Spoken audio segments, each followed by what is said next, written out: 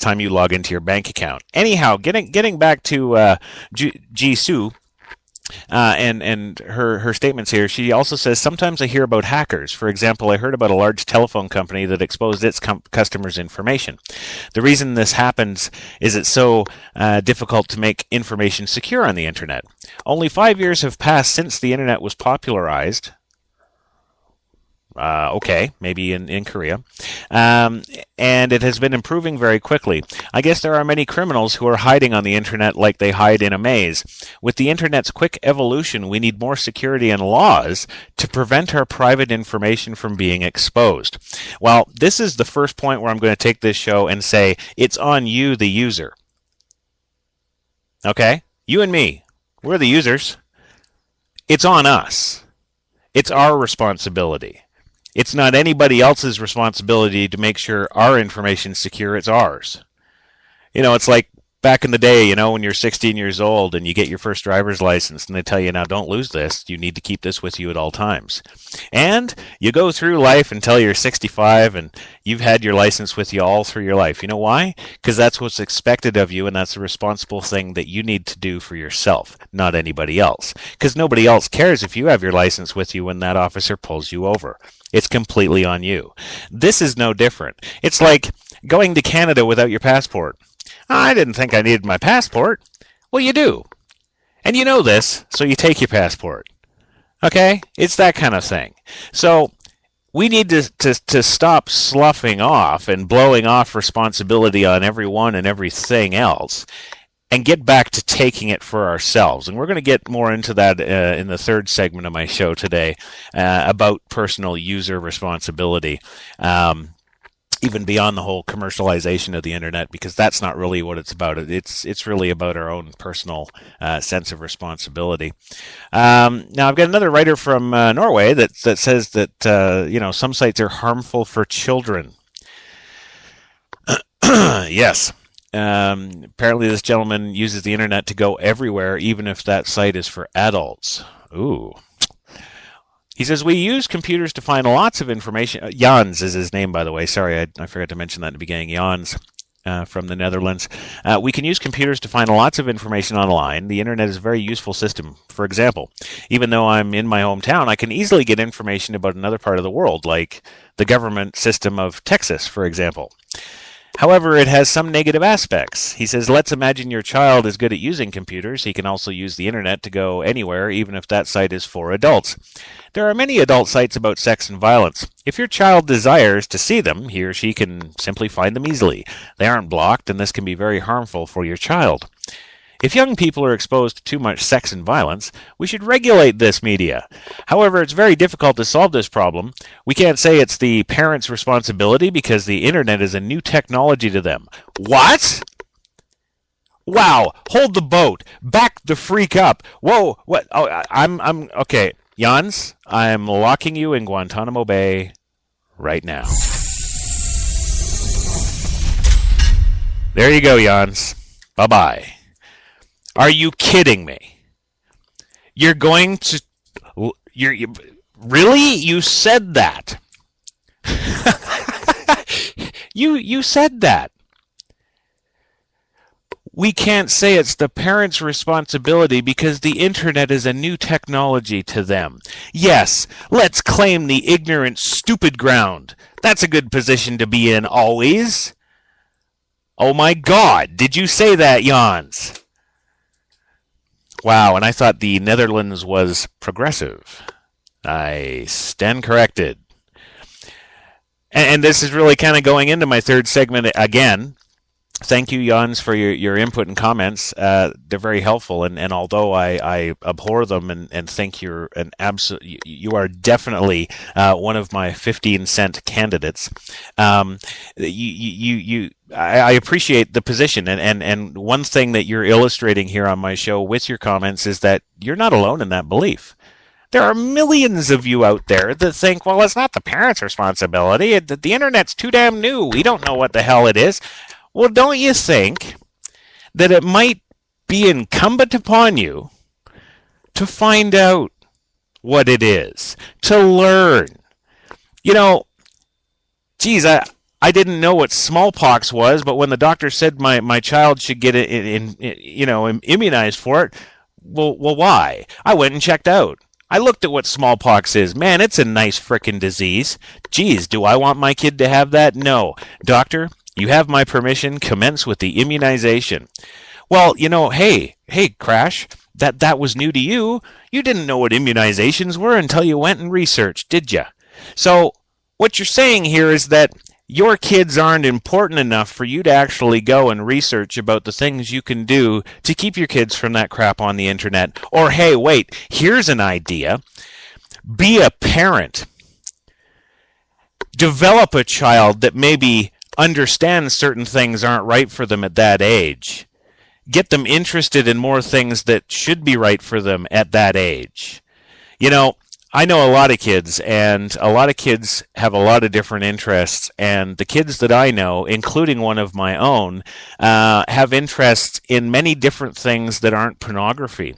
And just because you can go to some site and see some donkey bang some 20-year-old blonde doesn't mean your kids are going to want to. Thank you very much. And if you had a little bit better communication back and forth with your children, you might actually know this. The first place he might actually go look is maybe the World Soccer Association's website, because he's into soccer. Hey, yeah, you're good. So you want to regulate the entire world because you're not a good parent. Nah, that's not a good enough reason in my book. Next window. So now we go to a listener from Mexico, Marisa. She says that TV programs and movies are regulated, but the internet isn't. Nowadays, more and more people are likely to use the internet. The problem is that children spend hours surfing the net, sometimes searching for important things, but most of the time, they just use it for entertainment. Oh my God, I'm aghast. Really? She says there they can find all kinds of sites that may include nudity, bad language or violence, content that parents find objectionable. Yeah, see? There's the other thing. Parents find it objectionable. Obviously, if the kid's looking for it, they're not finding it so objectionable. Does anybody listen to the kids anymore? Maybe why are they looking at nudity? Maybe it's a young girl whose breasts haven't formed yet and she wants to know what breasts will look like. She certainly isn't getting to know what that is at school, is she? No. And is any one of you parents out there sitting down with proper biology books or anything?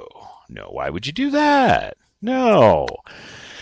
So let's regulate the internet. Let's cut off everybody's ability to look at titties because your child might see titties. She says the internet should be regulated as are other forms of mass media. Really? Okay. Just like them, huh? Yes, because we need more Kardashian online, don't we? Yes, we do. Honey Boo Boo. Yes, I rest my face. Anyway, each web page, she says, should be rated just as TV programs are. V-chips could even be installed. Wow, you're a pretty progressive person there on the old technological front, aren't you? You know about V-chips? But in the last comment, which is the same standpoint as this one, the internet's too new for us to be responsible enough to teach our kids, really? No way. Come on. This is Crash Talk here. This is Crash. I'm not stupid. No, I don't know. Anyway, we can block those pages that parents find inappropriate for their children. Yes, we could. Interesting point. Well, let's get on to today's story, actually, where we are looking 1 month until they regulate the internet, apparently. Yes, 30 days. You better enjoy Facebook and Spreaker and all those good sites while you can, gang, because everybody's getting shut down. Anyway, we'll be back in 2 after this next commercial break here, and we'll get right into it. It's going to be a humdinger. Can you say humdinger? I knew you could. Be right back, gang. When you have cable and can't record all your shows, you feel unhappy. When you feel unhappy, you go to happy hour. When you go to happy hour, you're up for anything. When you're up for anything, you head to a Turkish bathhouse. When you head to a Turkish bathhouse, you meet Charlie Sheen. And when you meet Charlie Sheen, you reenact scenes from Platoon with Charlie Sheen. Don't reenact scenes from Platoon with Charlie Sheen. Get rid of cable and upgrade to DirecTV. Call 1-800-DirecTV. There are machines that can do things for us. Machines that can make things for us. Machines that can see right through us. And machines that want to be us. Want to replace us. But they are not us. There is one machine that makes us greater. A machine so instinctive, so seductive. It's as alive as we are. It doesn't click or buzz. It roars. Jaguar. I always said shoes are like women.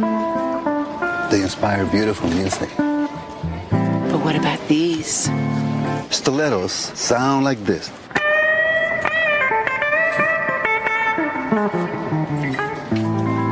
What does my fragrance inspire? That's got soul. My ties are beautiful. They don't need music. Bringing the stars together. That's the magic of Macy's. HTLA Radio 1.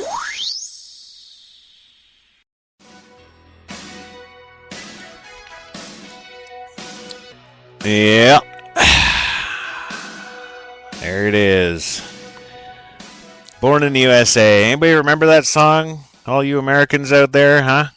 Born in the USA. Remember those feelings that instilled? That pride, huh? Bet you did. Well, that's all about to get flushed down the old shitteroo, isn't it? You betcha.